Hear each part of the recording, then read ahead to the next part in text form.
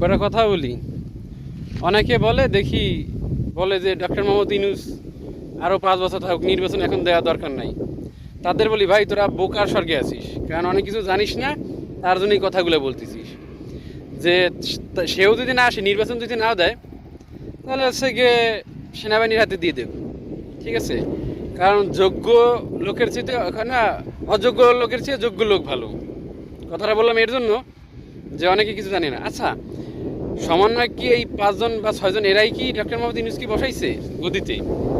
যে সার্জিস, তারপর নাহিদ, আসিফ মাহমুদ, এরাই কি বসাইছে?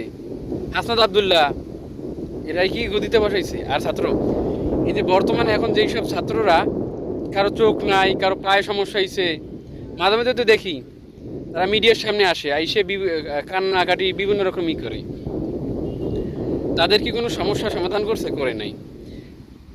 সমন্বয়ক যারা আছে তারা কিভাবে লুটপাট করে খাবে, তারা কিভাবে মানে দেশের 12টা বাজাবে, এই তাদের এখন ধান্দা।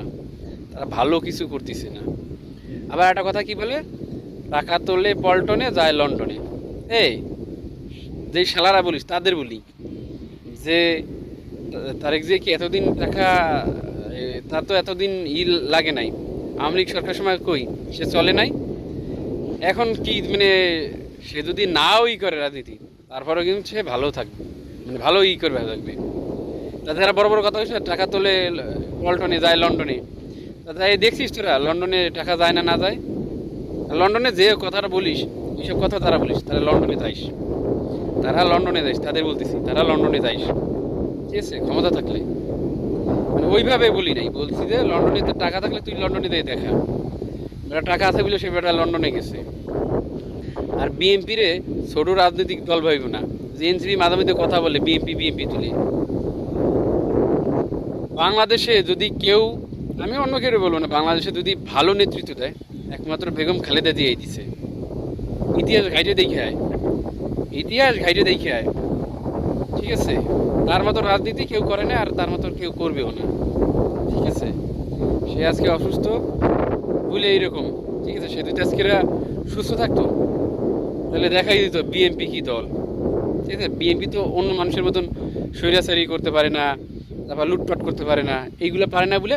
হ্যাঁ ভাই, দলের আমি বলতেছি না, কম বেশি সমস্যা থাকে, ভালো মন্দ নিয়েই পৃথিবী, ঠিক আছে? ও আরেকটা কথা তো বলি নাই, ডক্টর মোহাম্মদ ইউনূস 664 কোটি টাকা না কতটুকু কোটি টাকা, সেই টাকা কি মৌকুফ করে দিছে। গ্রামীণ ব্যাংকের আয়কর মৌকুফ করে দিছে। আর এই যে সাধারণ জনগণ খাইতে পারতেছে না,